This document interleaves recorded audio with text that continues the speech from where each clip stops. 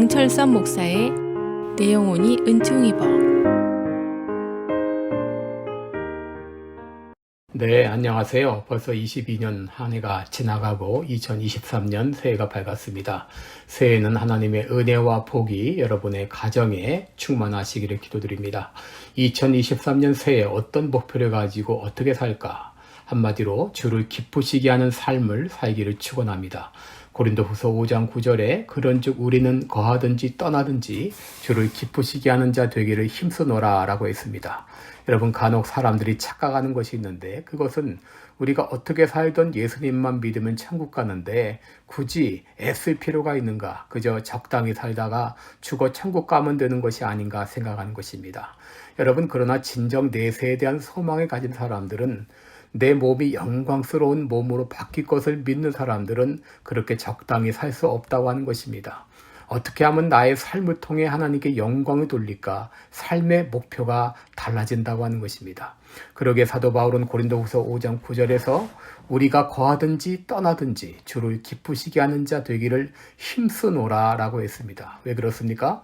구원받고 하나님의 자녀가 되면 하나님이 인간을 만드신 창조 목적을 되찾게 됩니다. 이사야 43장 7절에 물은 내 이름으로 일컫는 자, 곧 내가 내 영광을 위하여 창조한 자를 오게 하라 라고 말했는데, 하나님이 인간을 만드신 이유는 바로 하나님의 영광을 위해서 만드셨습니다. 그러기에 사도 바울은 로마서 14장 8절에서 우리가 살아도 주를 위하여 살고 죽어도 주를 위하여 죽나니 그러므로 사나 죽으나 우리가 주의 것이로라 라고 했습니다. 또 고린도서 10장 31절에는 먹든지 마시든지 무엇을 하든지 다 하나님의 영광을 위하여 하라고 했습니다.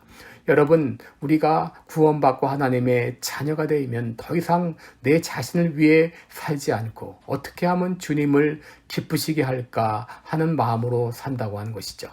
여러분, 이렇게 삶의 목적을 아는 것만으로 끝나서는 안 됩니다. 실제로 하나님을 기쁘시게 하는 자 되기를 힘써야 됩니다. 여러분, 여기 힘쓴다고 하는 말은 필로티모메타라는 말인데, 이 말은 여러분 필로스라는 말과 티메라는 말이 합성됐는데, 필로스는 사랑한다는 말이고 티메는 명예라는 말입니다. 여러분, 명예를 사랑한다, 명예를 잃지 않기 위해서 애를 쓴다, 그런 말입니다. 그렇게 힘쓴다고 하는 말이죠.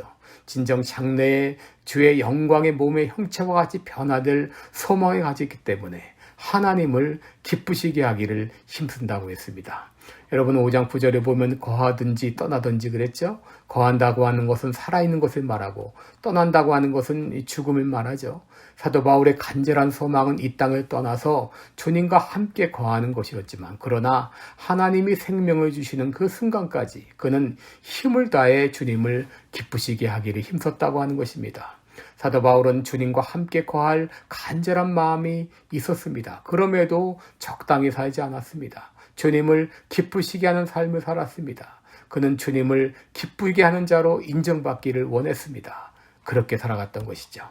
1994년부터 중국 하얼빈에서 약 25년간 선교사역을 했던 오인열 김현미 선교사님이 있는데, 그분이 1990년대 중국에서 사역할 때 당시 중국은 모든 것이 열악한 상황이었습니다. 그때 선교사님의 자녀가 아들 둘 연년생으로 초등학교 1학년, 2학년이었는데 그 아이들을 중국 학교에 보냈습니다. 학교에 가는 길은 비포장 도로를 1시간씩 걸어서 가야 했습니다.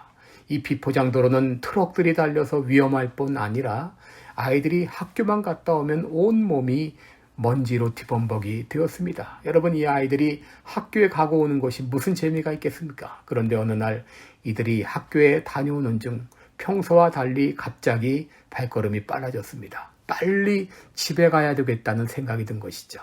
그것은 길가에서 꽃을 발견했는데 그 꽃을 꺾어서 사랑하는 엄마에게 갖다 드려야겠다는 생각이 든 것입니다. 그래서 꽃다발을 만들어 집으로 향했습니다. 그리고 사랑하는 엄마에게 드렸습니다.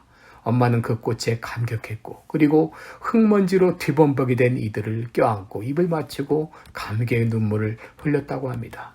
여러분, 우리는 이 땅의 삶을 마감할 때 무엇을 하나님께 드릴 수 있을까요? 어떤 열매로 하나님께 드릴 수 있을까요? 여러분, 주님께 드릴 것이 있는 사람의 발걸음은 가볍습니다. 죽음이 두렵지 않습니다. 2023년 새해에는 어떻게 하면 내가 주님을 기쁘시게 할까? 이 목표를 가지고 힘써 살아가는 여러분 되시기를 주님의 이름으로 축원합니다. 고맙습니다.